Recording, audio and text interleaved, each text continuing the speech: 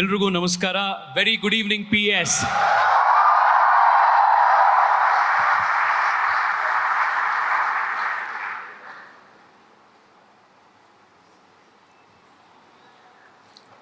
So, I have with me a very interesting book that Dr. S. Jaishankar has authored, which is also very interestingly titled Why Bharat Matters. And over the course of the next 35 to 40 minutes, we will ask him a few questions around a few themes that he has expounded in this book, which is of great importance to all of us, especially the young of India. So, but before I delve into the very first question about the book, on behalf of all Bangaloreans, especially the very aspirational Bangaloreans, I want to thank you for fulfilling a very long-standing demand of the people of Bengaluru and people of Karnataka of having here a US consulate. Thank you so much for making it happen. So many of our engineers were supposed to travel to Hyderabad, to Chennai, to Delhi, and this was a very long pending ask. The last time you came to Bengaluru, you had promised that you will get this done, and you have got this done. Thank you so much. Can I respond? Yeah, please. First of all, let me say, for me, it's always a pleasure to come back to Bengaluru. I think many of you have heard me say this before. It's a city with which I have long personal association. So when I got this opportunity, obviously, I seized it immediately. I must also tell you, Tejasvi and I keep meeting in Parliament from time to time. And for last 4.5 years, every time I met him, he would start saying US consulate. Okay. So he's been single-mindedly after me. I think at one stage to deflect him, I sent him to the American ambassador. And that was Ken Juster, I think. And said, go and tell him you have my support. So I did that, sir. Yeah, I know. I'm also really very glad that we could make that decision during the Prime Minister's visit. Certainly, this is today a global city. It is one of the great centers of tech in the world. And I think it's very natural there should be a US consulate. So having now got that approved in principle, I will now go back and remind Ambassador Garcetti that he needs to set up shop here fast. Thank you so much. So I had the opportunity to read this book over the last few days. This book is of interest to any young person who is interested in world affairs. There is a lot of economics in this. There's a lot of geopolitics in this. There's a lot also, interestingly, Ramayana in this. Because most of the episodes of current geopolitics, the developments in the world theater that you describe, there's an allegorical reference that you make to episodes from the Ramayana. You quote episodes of Jatayu, of how resurgent India, you compare it with the self-confidence that Hanuman explored. So the question is, why did you, I have a twofold question rather, because your previous book was titled The India Way, and the new book is Why Bharat Matters. So why did you make the new book Bharat, while your earlier book was India? What is the significance of the change in the connotation? And second, what is the significance of the allegorical references to Ramayana and geopolitics in this book? I think one of the reasons why I shifted from the India way to Why Bharat Matters is actually what has happened to all of us in the last 5 years. In the last 5 years, we have become much more self-confident, much more self-aware, much more impactful on the world. I mean, just think back over the last few years. I think, a large part of the world admires how we came through COVID, the solutions that we found for ourselves. We handled what was a immensely complex diplomatic challenge in the G20 presidency. In fact, a lot of people actually thought it was a poison chalice, that this is probably the most difficult time to take up a responsibility like this. We not only took it up, we not only got outcomes and brought everybody to the table, we actually even got a long-awaited reform there done, which was a moral obligation, which is to get in the African Union. Now, we've done other things which has caught the attention of the world. Landing the Chandrayaan at a particularly difficult part of the world was, some of you may have heard me say this before. We were actually at the BRICS summit for that. And that evening, through the day, obviously we were waiting for the moment. Then when it happened, the Prime Minister left the meeting and went to his room. In the evening, you had about 45, 50 presidents and prime ministers, because apart from the BRICS leaders, a lot of the African leaders and the Asian leaders were there. And I can tell you, the talk was on what we had done, but not just on what we had done. The inspiration and the hope and the sense it gave to other countries that, one of us has done something like this, and that means actually there's a possibility for all of us. So the idea of India as an exemplar, I think that's something which the younger generation particularly needs to appreciate. That what we are doing, obviously, our lives are changing, but the impact we are making on the world today, we look at digital public infrastructure. We do more cashless transactions per month in this country than I think America does in 3 years. So I'm giving you that, what has really changed. I could go back to 2014, say a decade of change. And I think the decade of change is critical to recognize, because that decade is actually the foundation for setting us up 25 years from now in the Amrit Kal. Your second question, why the Ramayana? My first book had a chapter on the Mahabharata, which a lot of people liked. I got very good audience response. And I'll tell you something about epic and culture, because some of my contemporaries suddenly think, okay, he's got into politics and there must be some political motive behind all of this. See, each one of us, these Ramayana, Mahabharata, these are part of us. Nobody needs to teach you this. You grow up with it. You know episodes, maybe not all details of it.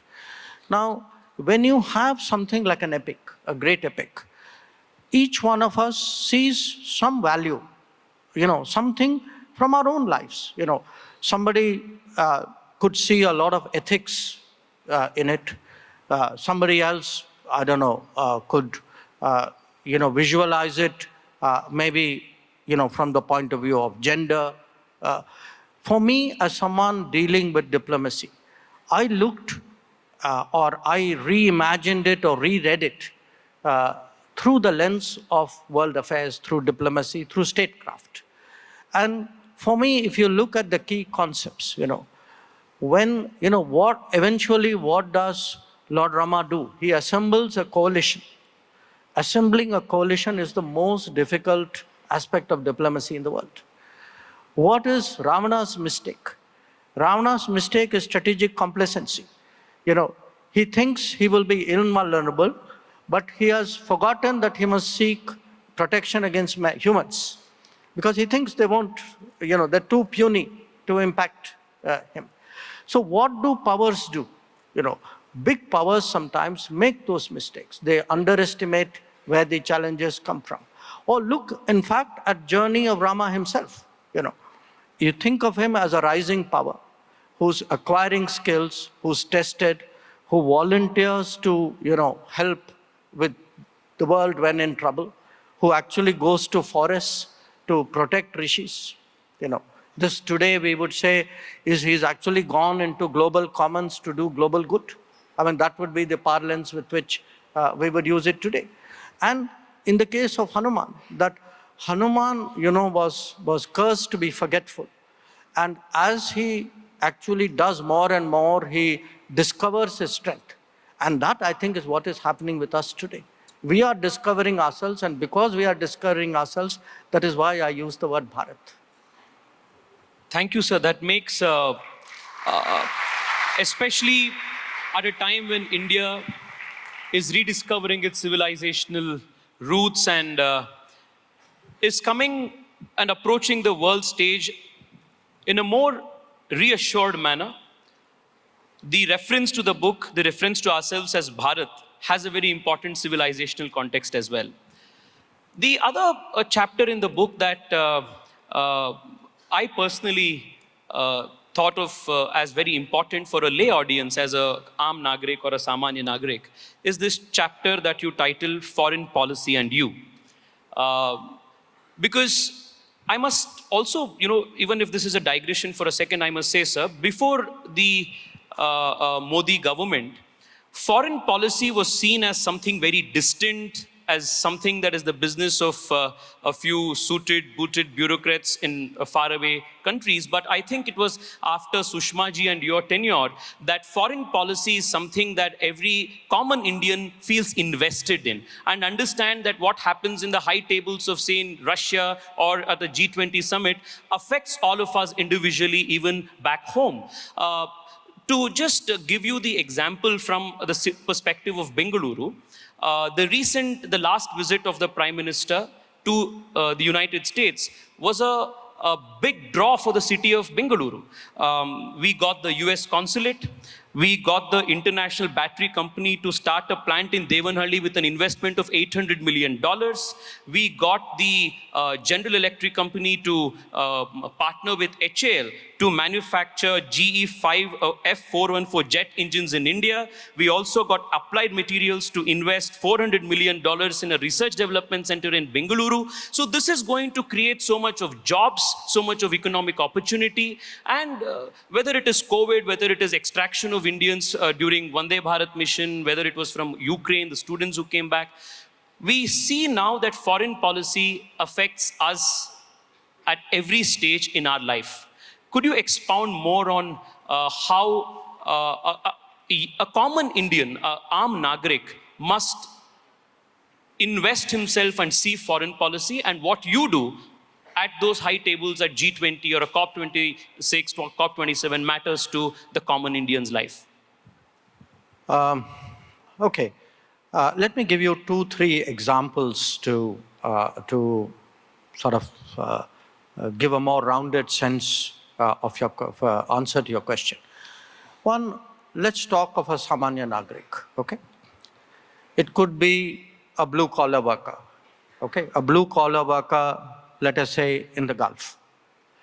Now, what happens when a blue-collar worker has a problem where they don't have the resources, they don't know where to go, where they sometimes go not particularly helpful, Now, look at the kind of numbers today, because we have to understand today, when I said, India has changed, and particularly changed in the last decade. There are today roughly 34 million Indians and people of Indian origin who live across the world. Roughly half are our nationals and roughly half are not. Okay. A very large part of them are blue-collar workers. By the way, a very large part of them are students. There are, I think, about 1.2 to 1.3 million students out at any given time. Okay. Now, is it not if we are going to speak about, rise of India, we are becoming influential, our time is coming. Is it not the basic duty of a state, of a country, of a government to look after its citizens? Okay. Now, to do that, you can only do it if you put in place a system.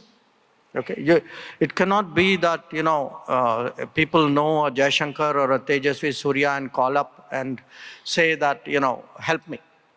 There must be in fairness, for efficiency, for scale, there must be a system by which people in distress outside, people in need outside, can turn to the government. This is today the expectation of the average person. And by the way, it doesn't have to be necessarily a blue-collar worker or a student. It could even be any one of you tomorrow as a tourist. It could be, when COVID happened and borders closed and flights stopped, we could have actually, during COVID, after all, we brought back 7 million people. Now, I take pride in the fact that we could, because nobody in the world, in the history of the world, has done an operation so big. But I also recognize it as a basic obligation that we cannot today prepare for a global economy with mobility, with flow of talent. And this is something which is particularly important to a place like Bengaluru, that for preparing for such a world, the government's responsibility, the government's ability, the government's willingness must all change. So what I have tried to do in one of the chapters of the book is actually to look at myself and my work and the kind of things which we do in the Ministry of External Affairs from the perspective of the public. What is it they expect from us? That on the 22nd of February, 2022, when the fighting started in Ukraine and 20,000 students were there, what was going through their minds about their government? When on 15th of August, when Taliban entered Kabul and there were still people out there, what did they expect from us? I mean, recently, we had, last year, we had a very, there was a civil war. There's still a civil war effectively going on in Sudan. Okay. There were about 5,000 Indians who were trapped there, including many people from Karnataka. Now, how do we sort of stand by them? How do we already have systems in place for this kind of situation? This is one set of issues. I can give you a completely different set of issues. We are today looking at a technology leapfrogging. Okay, we all know that if one of the reasons why our lives have changed is because we have embraced the digital world in a manner in which very few other societies have done, and this will leapfrog us. Okay, but the digital world is not just being the consumer. The digital world, I mean, if India is to go ahead in the world and establish itself, then we must also become part of the big league. I mean, which is why today we are investing in semiconductors, because chips in a way are today the critical driver of the world. Now, getting technology and getting it in a way in which you absorb it and move it forward. I mean, you referred to the GE 414 deal. I must tell you, I was particularly pleased about it for two reasons. It was coming to HL. And I first came to Bengaluru for the first time in my life in 1962, because at that time my grandfather was chairman HL. I'm actually named after him. Okay, very interesting. So this is actually my original Bengaluru connection. But the second reason is in 1986, okay, think how far back we are talking. In 1986, I was a junior officer in the embassy in Washington. We actually had a team which included Dr. Abdul Kalam, V.S. Arunachalam, Roddam Narasimha, who headed NAL here. They came to the United States because that was when the planning for what is today known as Tejas started. So it has been a very long journey for us. Now, countries evolve. I mean, Sanjeev was talking about how cities evolve, but nations also evolve. Now, I take a project like Tejas. In fact, I had the pleasure of bringing the U.S. Defense Secretary, then Caspar Weinberger, to Bangalore for looking at the LCA project at that time. Now, I have seen how a project like that evolves. The fact today that it has reached a stage, uh, you know, things don't happen by themselves. It may be organic, but even organic things need a driver. It needs a push. It needs a vision. So to me, when I saw the Prime Minister of India getting into a Tejas, what a powerful statement it is to our own defense people, to our own creativity, to our own technologists, that I have confidence in you, that I am actually flying up there in a plane that you have produced. So I would say today a large part of what we do when we speak of an aspirational world, it's important for us to respond to the daily requirements, the legitimate expectations of citizens. So I think the sense of security that you spoke of is something that the common Indian is experiencing every day. And we saw Twitter and Instagram erupt in joy after the tunnel workers in Uttarakhand were evacuated and rescued.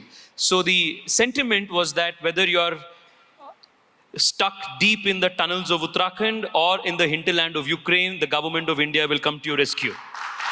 And I think that sense of a renewed security in your government is something that has been a hallmark of what you call in your book, the Modi era diplomacy. So can you explain for us a few characteristics of what is this Modi era diplomacy, and how is the Modi era diplomacy different from what was practiced in the pre-Modi era? Look, I would say, the short answer is read my book, you'll get the answer. The slightly longer answer is partly, I think, a new way of thinking. Say, for example, to take our neighborhood and make them partners, not competitors, or not neighbors who envy you, but neighbors who benefit from what you're doing. I've just come today from Kathmandu. This morning, I was there at the opening of the library of Tribhuvan University. So our neighbors today associate India with education, with health. We stood by them during vaccines, during COVID. With Sri Lanka, we actually were bold enough to put out $4 billion to bail them out economically. They see the new, the power linkages. So there's a whole the change in the manner of which we deal with the neighborhood. If we go beyond that, I think the idea that with the Gulf, with Central Asia, with the Indian Ocean, how do you because we are actually recapturing our history. That because of the partition, because of the those periods of decline which Sanjeev spoke about, which Gurumurthy ji also touched upon, we had stopped thinking of these regions. I mean, these are actually our neighborhood. I mean, they were, if you go by even something like archaeology, in the middle of Vietnam, there are Shiv temples of 1,000 years old plus. In fact, as you follow the trail all the way to the east coast of China, you can see really how much our cultural and obviously our economic and possibly political activities extended. You go the other way around. Look at the Gulf.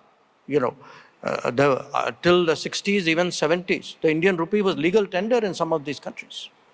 So what had happened was somewhere we kind of let go of these connections. We had a narrower, smaller view of ourselves. Today, I think the big change, I come back to your first question. We are today, spreading our wings. We are making a difference to the world. And the world actually wants, a country, a power like us today to balance out what are the established powers. And most important, at the big league, we are today holding our own. That, whether it is a complicated issue like the conflict in Ukraine and the pressures that come on you out there, or whether it is what is happening, what has been happening in the Indo-Pacific, and, how do we ensure that there is stability and there is order now.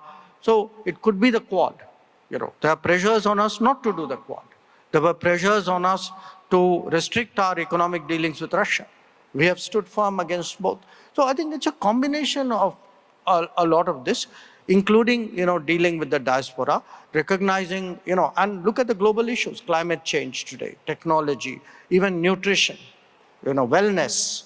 I mean, there isn't a debate in the world in which today we're not wading into and not putting out our ideas. That is the difference. And I think, sir, this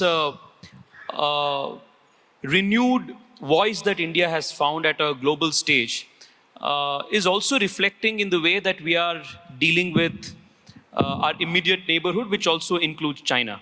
And there's a elaborate chapter in the book on titled "Dealing with China." And as a activist of politics, or rather a student of politics, there was one particular paragraph in that chapter, or rather a coinage of a word that you have used, which caught my interest. And I would want to read that. You refer to certain sections of Indians as Chindians, as Chindians. It's not my phrase, okay? There's an inventor of the word Chindia. Yeah. As a hint, I will tell you he's in some other political party, but I'll stop there. And he also hails from Karnataka. Huh?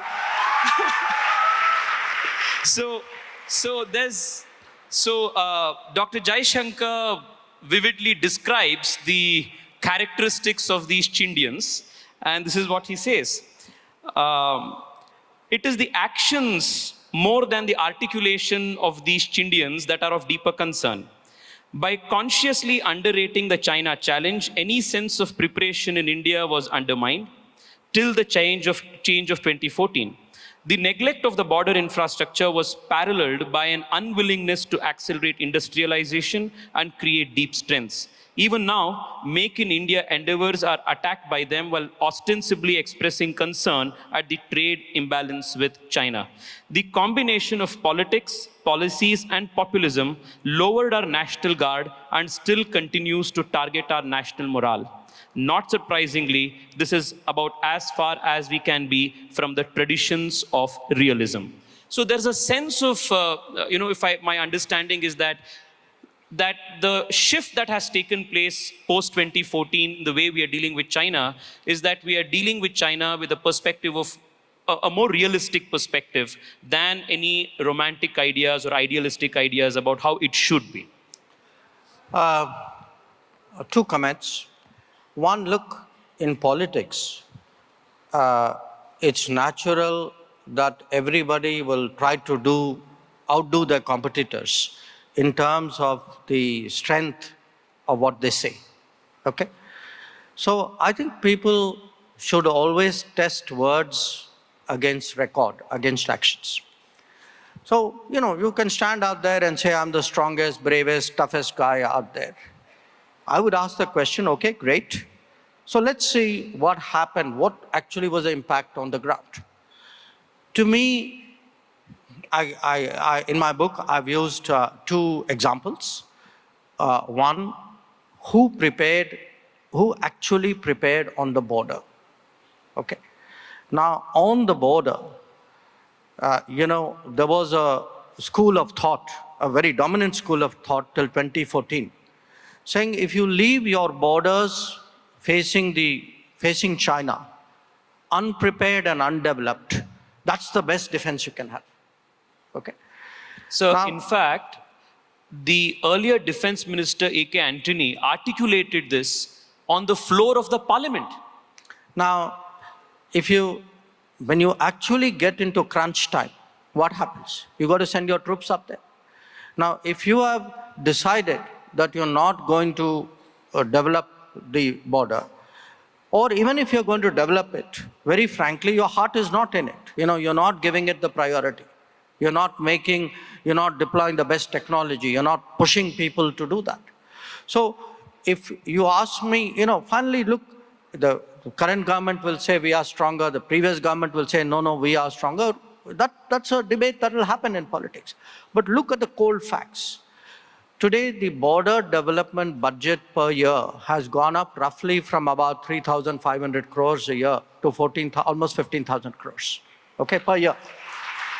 If you look at the road building, the speed of road building, the tunneling, the bridging, we are actually looking at 2x, 3x, 4x improvements.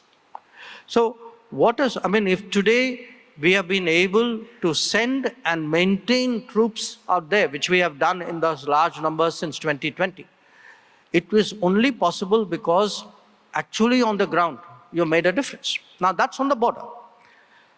I would say look at something much more basic. All of us today are troubled by the fact that there's a big trade deficit with China. Why are we being flooded with these Chinese goods? Okay, the best way of not being flooded with Chinese goods is produce Indian goods. Okay, so to produce Indian goods, what should you do? You should first push for Make in India. Now, if the stand is, Make in India is not possible, it's a jumla, whatever you call it. If you say, look, let's all make it easier to do business, but if our policy is making it harder to do business and, environmental clearances were actually practiced as a tool to actually slow down industrialization in this country. If we run down our own industry, if we actually make it a point to, there were people who said we are not competent to do manufacturing. Now, you can't enter a technology world after having abdicated the manufacturing world. An engineer who's never put his hands on a machine is not going to thereafter be able to talk about innovations and inventions. So I would say, where this whole China debate is concerned, there is a realist school, there is a much more romantic, fatalist, sometimes I would say even complicit school. I think there's been this constant debate, and it's not a new debate. This debate I've actually brought out in my book goes back to the time of independence. That in 1950, there was a very famous exchange of notes between Sardar Patel and Jawaharlal Nehru. And Patel actually warns of, he's expressing concern about what could be the intentions of China. And Nehru actually says, look, I can't imagine that the Chinese would ever do anything across the Himalayas. It is unimaginable, and we should not be driven by such fears. Now, you know what happened in 1962. So, at the end of the day, I would say it's very important, especially if you have the responsibility for the security of your country, to be very hard-headed about it, to be very practical. Don't let ideology confuse you and create situations where actually the price is eventually paid by the country. You make a very interesting, I have actually made a reference of that line. You say, this is such an interesting quote from your book. The compass of national interest will guide us unerringly if we do not get distracted by ideological reservations or hidden agendas. And I think in the penultimate chapter where you answer the interesting what-ifs of history, where you try to understand what were the political discourse at the time of India making these important decisions, say vis-a-vis China, vis-a-vis US, vis-a-vis Pakistan. you draw a lot from the correspondences that Sardar Patel had with Nehru, his positions on not just China, but are dealing with both Israel and the United States. You also make reference to what was Ambedkar's position with respect to our foreign policy as a whole, and how anxious and worried he was about the direction of the foreign policy that the country took in the very initial years. You also speak about Shama Prasad Mukherjee and his position on India, China, and India and Pakistan.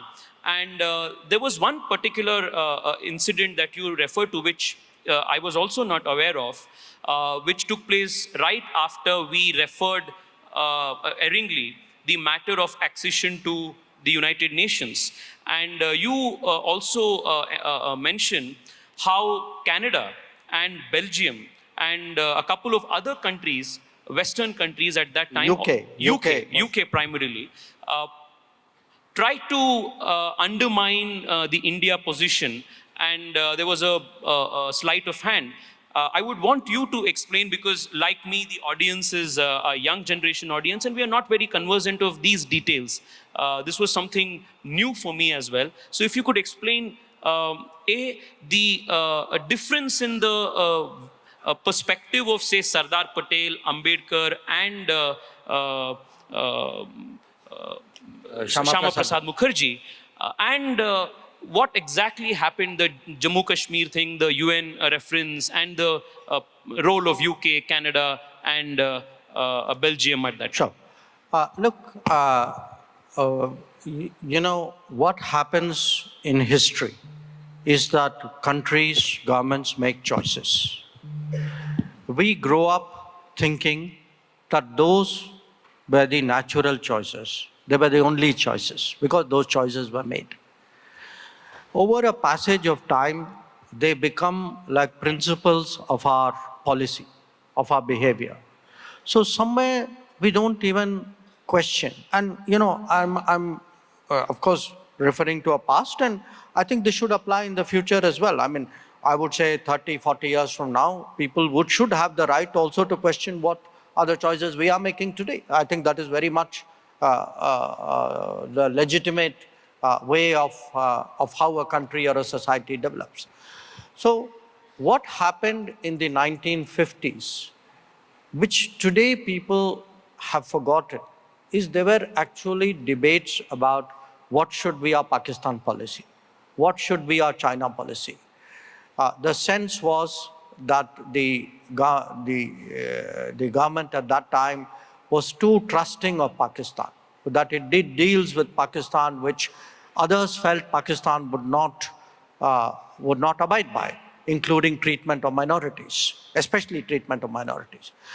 There was a debate on China, that, you know, is China a country whose intentions towards India are benevolent or not? Now, and then there was a debate about America, that, you know, we had frictions with America, but there were questions asked saying, are we doing things which also unnecessarily irritate America, for example, by upholding China's case in many situations? Now, these today I have presented as the roads not taken, because these were choices. You know, Sardar Patel, Dr. B.R. Ambedkar, Dr. Shama Prasad Mukherjee, these were members of the cabinet. You had a leader like Minu Masani of the Swatantrata Party. I will refer to him as well. So what happened was, at that time, certain decisions were made. They presented choices. Those were not the choices which were made. But today, when we look at Pakistan, when we look at China, when we look at America, exactly those questions remain, not maybe literally speaking, but questions about, you know, how do you make judgments? If you are trusting, you know, because you are ideologically inclined, you are hostile also because you have prejudices. You know, so to me, we need to be very hard-headed, very practical, very clear. What are India's interests? If India's interests require us to stand up, we stand up. If India's interests require that, you know, we are a little bit more considerate, or we manage it more tactfully, we should do it. But I would not take a call which is based on whether I'm on the side of that country and that bloc and this ideology. I would take a call at the end of the day, does it suit my country or does it not? The second issue, the UN issue, today it is very clear. In fact, not now. I mean, it was very clear by the 1970s that taking the Kashmir issue to the UN Security Council was a fundamental error, because you are taking it to a court where the judges are all stacked against you. That these were Western countries who had a bias towards Pakistan. And actually, if he had been hard-headed, if we had a good sense of international politics at that stage, we would not have taken that call. It was done, as actually a misreading of what the world was about. That somewhere we saw, UN, there's a sanctity about UN, these chaps will be impartial and neutral arbiters. In fact, we were, taken for a ride by a set of countries who had their geopolitical agenda, who used Kashmir as an issue of vulnerability for us, and they continued to use it till it took us decades to finally take the call on Article 370. I mean, to me, Article 370 was not just a call within the country which we had to take. It actually has profound foreign policy implications. We have closed today a window of vulnerability which we were foolish enough to open in 1948.